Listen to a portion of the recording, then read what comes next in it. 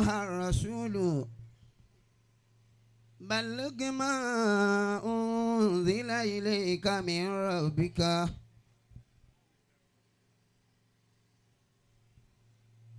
يا أيها الرسول بلغ ما أنزل إليك من ربك فإن لم تفعل فما بلغت رسالته والله يعصمك من الناس إن الله لا يهدي القوم الكافرين عباد الله رجال الله أعينونا بعون الله وكونوا أوننا بالله عسانا بفضل الله بقرآن وجبريل. أعوذ بالله من الشيطان الرجيم. بسم الله الرحمن الرحيم.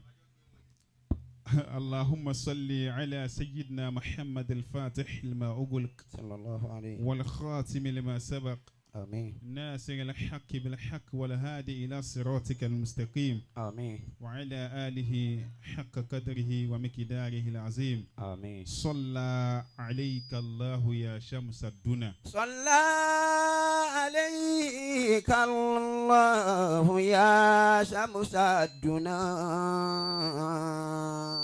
بلطائف الأخلاق يا مختار. بلطائف الأخلاق يا مختار. بلطائف الأخلاق يا مختار. èèyàn ò ní ti torí wípé èèyàn ń kánjú kíyàn wá wọnú balùwẹ̀ kó wá jáde ìhòhò. يا كوكب المتحيرين من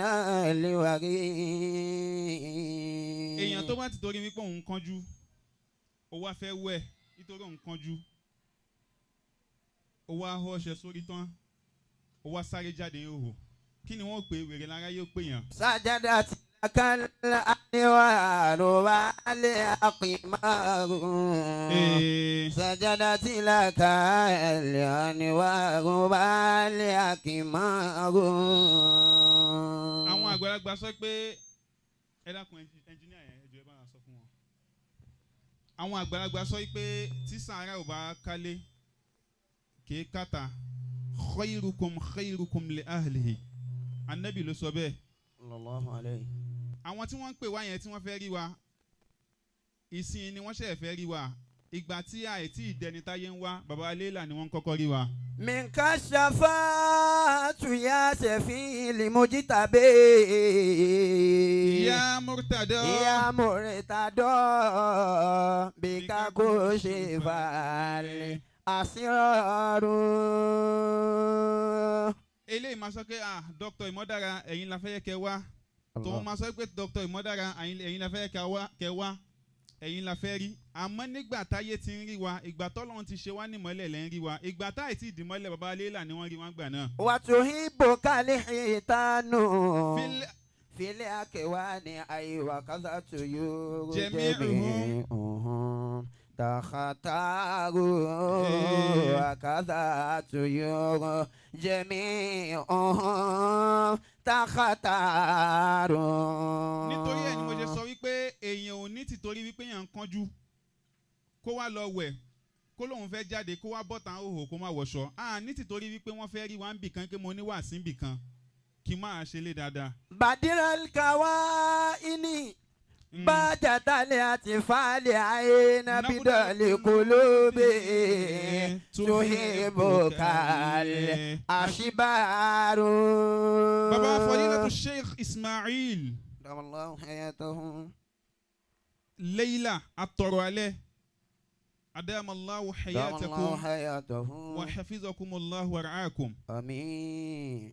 ẹ rí i pé gbogbo àwọn tí wọ́n bá jẹ́ Ismail al-ismu yata'athar orúkọ ó máa ń lapa lára èèyàn tí wọ́n sọ ní ọmọ wùnmí tí wọ́n ń ṣẹ́yún alágbàkú ọmọ ni. حلت قلوبهم لهديك مصطفى halati قلوبهم لهديك مصطفى بانت لهم من شوقك الآثار. ẹ̀yin yá wa èèyàn tí wọ́n sọ ní wisdom tí wọ́n ń gbégún nínú exam hall ẹ̀rín porúkọ òró. الله baba Fadilatu Sheikh Ismail atọrọ alẹ́. دام الله حياته. iṣẹ́ yín ni wípé kí ẹ yẹ àwọn nǹkan tó bá ti kú nítorí pé ṣé àwọn ànábì Ọlọ́run lẹ́ ń ṣe. فالدار يشهد fi kitabika hujjatan. في كتابك حجة الناس والحيوان والأشجار. mo fẹ́ kí baba Leila ọ̀gbẹ́ni tí wọ́n ń bá sọ̀rọ̀ tán ni nítorí pé àwọn ni mò ń bá sọ̀rọ̀. هل مثل أحمد في الخلائق رفعة هو قدوة الأوتاد يا أحرار هو قدوة الأوتاد يا أحرار. baba Fadilatu Sheikh Ismail. أدام الله حياته. iṣẹ́ tọ́lọ́run dá yín fún òun náà ni kẹ́ máa yẹ àwọn nǹkan tó bá ti kú. kò ń ṣe ẹni tí wọ́n gbé sínú sàárè nìkan ló kú ẹlòmíín bẹ alààyè ni àmọ́ òkú ni. Allah. nítorí wípé iṣẹ́ òkú ní í ṣe kèé kírun kèé gbàwẹ̀ kèé yan zaka kèé ṣiṣẹ́ dáadáa gbogbo àwọn tí wọ́n bá ti kí ṣerú kínní yìí òkú ni wọ́n. halati qulubuhum. baba Fadilatu Sheikh Ismail. أدام الله حياته. alààyè tí ń yí alààyè ní alààyè tí tún wá ń yí àwọn òkú ní. Allah. àkọ́kọ́ ni wípé àwọn òkú tí mo ní pé ẹ̀ ń yè òun làwọn ẹni Ọlọ́run tí wọ́n ti lọ àfáà ní pé ayuhal amiwatu ayuhal ahya'u ta'atal ardi kumu fa innal amiwata fawqal ardi matu. àwọn alààyè ní baba Sheikh Adam alààyè ni wọ́n baba Sheikh Kamal alààyè ni wọ́n gbogbo àwọn ẹni Ọlọ́run tí wọ́n ti lọ alààyè ni wọ́n àmọ́ àwọn ọ̀pọ̀lọpọ̀ àfáà lẹ́ni tí wọ́n sí lórí iṣẹ́ àwọn ẹni Ọlọ́run yẹn òkú ni wọ́n. وعاش قوم وهم في الناس أموات. وهم في الناس أموات. iṣẹ́ àwọn ẹni Ọlọ́run lẹ́ ń ṣe. قد مات قوم وما ماتت مكارمهم. وعاش قوم وهم في الناس وعاش قوم وهم في الناس أموات. ìdí tí mo fi sọ pé ṣé àwọn ẹni Ọlọ́run lẹ́ ń ṣe wípé ẹ máa ń yẹ àwọn òkú àtàwọn ẹni tí wọ́n wà láàyè àmọ́ wọ́n ti kú gbogbo wọn lẹ́ ń yè pọ̀ òun ni pé iṣẹ́ tà nábì wa Ismail náà ṣe rèé. alayhi salatu wa salam. anabi Ibrahim nìkan kọ́ ló kọ́ Kaaba òun nìkan kọ́ nígbà tí anabi Ibrahim alayhi salatu wa salam. tó lálàá wípé Ọlọ́run ọba àlìkẹ́lá ní pé kóun lọ kọ́ Kaaba ọmọ rẹ̀ Ismail nígbà tá anabi Ibrahim sọ fún ó ní pé wà bàbá mi nǹkan tọ́lọ́run ọba àlìkẹ́lá bá pa ẹ́ láṣẹ òun ni kò ṣe insha allahu satajidni mina sabirin. Allah. wàá rí mi pé màá ṣe sùúrù pẹ̀lú rẹ̀. Ọlọ́run wá ní bisimilahi rahman rahim. àyà èsì bá ti ké tán ń kẹ́yìn ìyá wa ń wà fi máìkì ilẹ̀ ń wà máa lọ. Olúwa ní wà iziyari fáwọn Ibrahim alqawa'ida minal bayti wa Ismailu. Rabbana taqabbal minna. إنك أنت سميع عليم. وإذ يرفع إبراهيم القواعد من البيت وإسماعيل. gbogbo òpó ẹ̀sìn lẹ dì mú òpó wípé kẹ́sìn má bàjẹ́ òun náà lẹ fi lè rí àwọn ìyá wa yìí kó jọ. يرفع إبراهيم القواعد من البيت وإسماعيل. gbogbo òpó tó ti fẹ́ wó nínú ẹ̀sìn gbogbo ẹ̀ lẹ́ ń gbé dìde padà. إبراهيم القواعد من البيت وإسماعيل. àwọn ọkùnrin tí wọn ò kírun mọ́ ẹni kí wọ́n máa kírun القواعد من البيت وإسماعيل. àwọn obìnrin tí wọ́n fẹ́ ṣe kódà ẹni tó wà ní hookup site tó ń ṣe hookup tó bá dé ọ̀dọ̀ àfáwà Ismail yóò di ìyá alásàlátù. من البيت وإسماعيل. gbogbo àwọn ọmọkọ́mọ àwọn ọmọ àgbákò táwọn òbí wọn ti lérò wípé ayé ò lè jèrè wọn mọ́ ẹ̀ ń jẹ́ káyé jèrè wọn. وإذ يرفع إبراهيم القواعد من البيت وإسماعيل. gbogbo àwọn máa mú gbó tí wọ́n mú gbó kiri ojú títì tí wọ́n bá rí Leila tí wọ́n bá rí Ismail yín lásán wọ́n sì ti torí rẹ̀ wọ́n sì dàfà. يرفع إبراهيم القواعد من البيت. ọmọ tó ti mú rẹfúnà torí rẹ̀ ti yí. وإسماعيل. ọmọ tó ti mú Colorado torí rẹ̀ ti yí. وإسماعيل. ọmọ táyé ti rò wípé ọmọ eléyìí ó ti di ọmọ ṣèyítọ́ọ̀nù kò tún lè wúlò mọ́ tó bá gbọ́ wá sí bàbá wa tọrọ alẹ́ yóò sì dàfà lẹ́ẹ̀kan náà. يرفع القواعد من البيت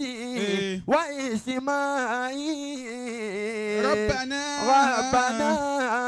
تقبل منا إنك أنت السميع العليم. bàbá fadilatu Sheikh Ismail Leila àtọrọ alẹ́ ahlan wa sahlan wa marhaban bikum. iṣẹ́ àwọn ẹni Ọlọ́run lẹ́ ń ṣe.